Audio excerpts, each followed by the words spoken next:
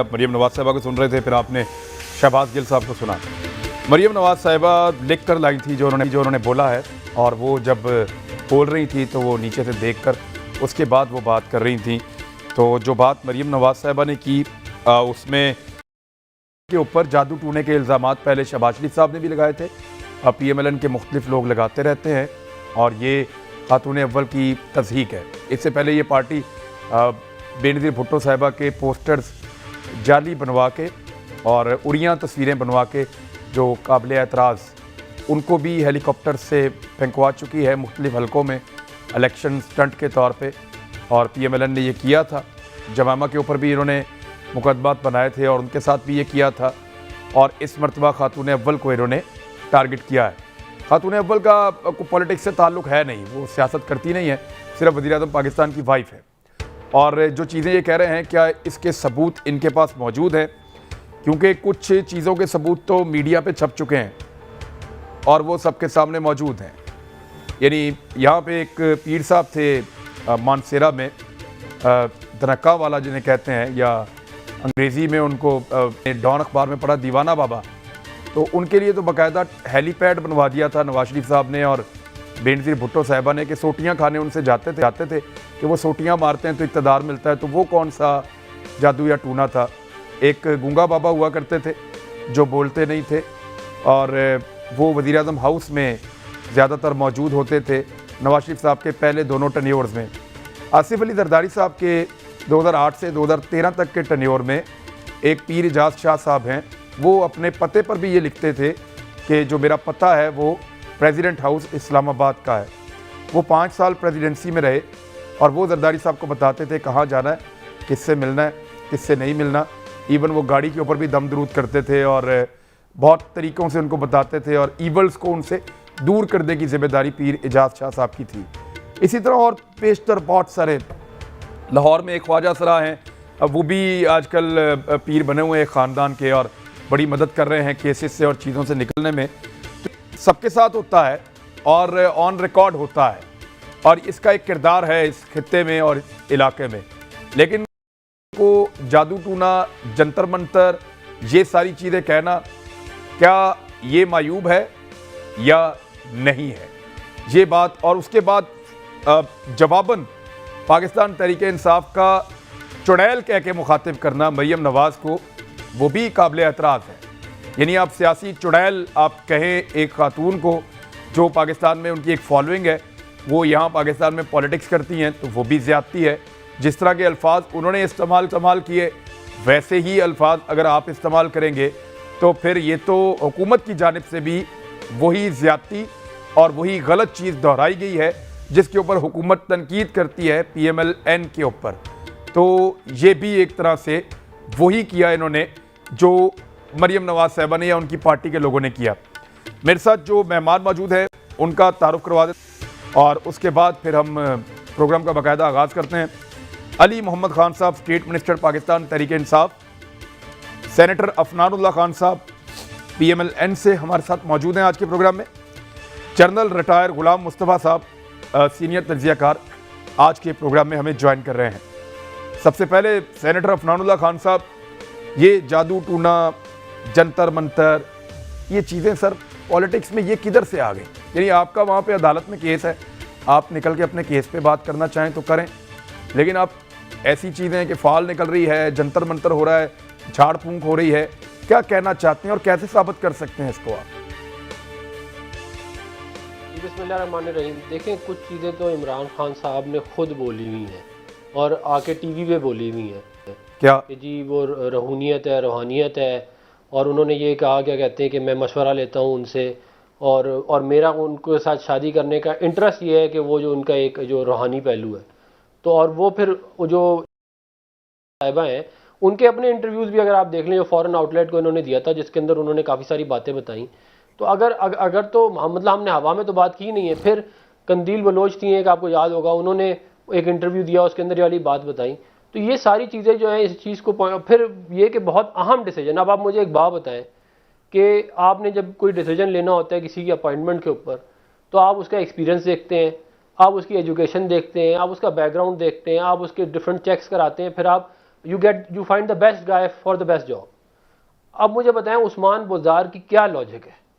مطلب نہ کوئی لاجک نہیں ہے، لیکن سر کوئی لاجک نہیں ہے، اس پہ آئیں گے سر، لاجک وہی ہے، اس پہ آئیں گے سر. آپ نے کہا لاجک وہی ہے میرے بھائی. آپ نے کہا کہ روحانیت، سر روحانیت، آپ پڑھے لکھے آدمی ہیں ماشاءاللہ، باشرہ انسان ہیں. روحانیت کا جادو، جنتر منتر، جھاڑ پھونک، یہ چیزیں تو قرآن پاک میں اللہ تعالیٰ نے منع کیا ہے. روحانیت کا ان چیزوں سے کیا تعلق ہو سکتا ہے؟ ایک سطحی قسم کا عام سا مسلمان بھی یہ جانتا ہے کہ جنتر منتر، جادو ٹونا، فال نکالنا، ستاروں کی چال چلنا اور یہ ساری چیزیں اللہ تعالیٰ نے، اللہ رب العزت نے منع فرمائی ہیں، اور ان کا روحانیت کے ساتھ یا اسلام کے ساتھ تعلق نہیں ہے. اب فرمائیے آپ ان دو چیزوں کو کیسے جوڑ سکتے ہیں جبکہ آپ ایک بڑی پولیٹیکل پارٹی کے لیڈر ہیں؟ دیکھیں میں جو نارمل روحانیت کا کانسیپٹ ہے اس کے اوپر میں بات نہیں کر رہا.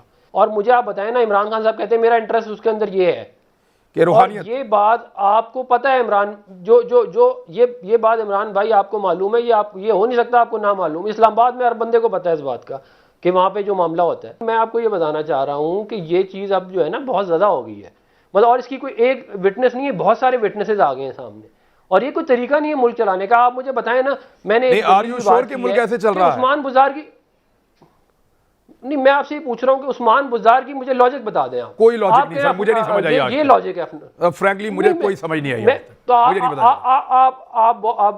آپ بڑے زبردست صحافی ہیں، آپ پتہ کرا سکتے ہیں، مجھے یقین ہے اگر آپ پتہ کرانا چاہیں آپ پتہ کرا لیں، آپ کو پتہ چل جائے گا کہ کیا یہ نہیں کہا گیا کہ عثمان سر ہمارے خطے میں ویسے ایک ایک بات کہتے ہیں کہ اگر کسی چیز کی لاجک سمجھنا ہے تو اس کے پیچھے روحانیت ہوتی ہے. ویسے علی محمد خان صاحب، یہ ریزن ہیں جو سینیٹر عفنان اللہ خان صاحب کہہ رہے ہیں کہ یہ وہ ریزنز ہیں جن کی بنیاد پہ ہم سمجھتے ہیں کہ خاتون اول جو ہیں وہ جنتر منتر، جادو ٹونا اور یہ ساری چیزوں کو ان کے ساتھ ٹھیک جوڑا مریم نواز نے. وہ کون سے ریزنز ہیں کہ آپ لوگوں نے سیاسی چڑیل قرار دے دیا مریم نواز کو؟ بسم اللہ الرحمن الرحیم. اللہم صلی وسلم وبارک علی سیدنا محمد رسول اللہ خاتم النبی صلی اللہ علیہ وآلہ وصحبہ وسلم. جو میں نے شام کو یہ سارا دیکھا ہے، سارا دن تو بزی تھے آفس اور اسمبلی وغیرہ کے کاموں میں. مجھے بڑا افسوس ہوا جس طریقے سے مریم نواز صاحبہ نے گفتگو کی ہے کہ، اور اس پہ بھی زیادہ افسوس اس وجہ سے کہ ایک خاتون کے بارے میں ایک خاتون نے اس طرح سے تضحیک آمیز انداز میں گفتگو کی ہے، اور وہ اپنے آپ کو مستقبل کی شاید وزیر اعظم بھی سمجھتی ہیں. تو اگر سیاست میں آپ نہ بھی ہوں تو آپ کسی انسان کے بارے میں اچھے جائے کہ کسی خاتون کے بارے میں، کیونکہ ہمارا مشرقی کلچر ہے، نہ صرف اسلام بلکہ ہمارا کلچر بھی ہمیں اس چیز سے روکتا ہے، اور ہمارا ہمیشہ سے یہ طرح امتیاز رہا ہماری سیاست میں کہ جو لوگ سیاست میں نہیں تھے ہم نے لوگوں کی عزتوں کا خیال رکھا ہے اور اس کا رکھا گیا ہے.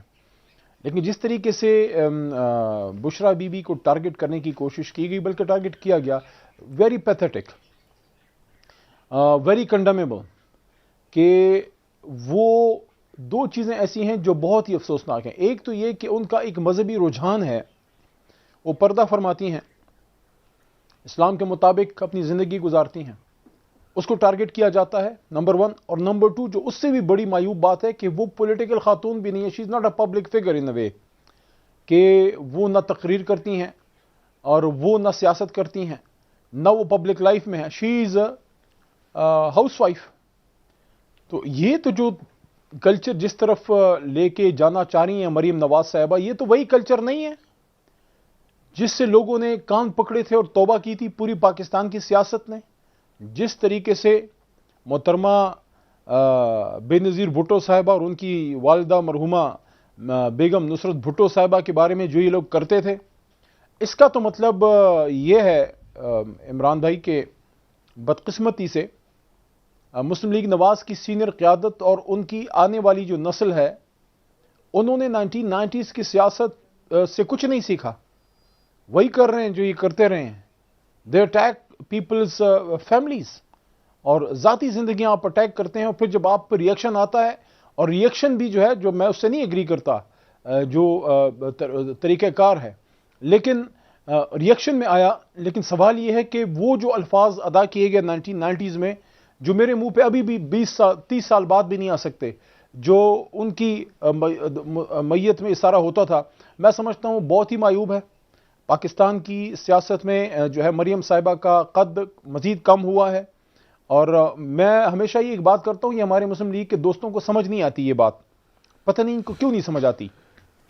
دیکھیں، دوسری کی ذات کو، ذاتی زندگی کو ٹارگٹ کر کے، غلط قسم کی نجی بات کر کے آپ کا سیاسی قد کبھی اونچا نہیں ہوتا۔ ہاں، کچھ آپ کے پیچھے جو ہوتے ہیں ٹٹ پونجے سیاستدان، جو سیاسی ورکر نہیں ہوتے، وہ ضرور تالی بجاتے ہیں، لیکن وہ آپ کے دوست نہیں، آپ کے دشمن ہوتے ہیں۔ ضرور ان میں کچھ ایسے لوگ ہوں گے جنہوں نے اس کو برا مانا ہوگا نون میں، اور جنہوں نے شاید جرت کی ہوگی بتانے کی، لیکن بدقسمتی سے عمران بھائی یہ بھی آپ کو بتا دوں کہ سیاسی جماعتوں میں سیاسی ورکر اب ناپید ہوتے جا رہے ہیں، صرف سیاسی گماشتے ہیں، جو لیڈر کی ہر اچھی بری بات کو جو ہے وہ اس پہ تالی بجاتے ہیں، اور یہی آج ہوا ہے۔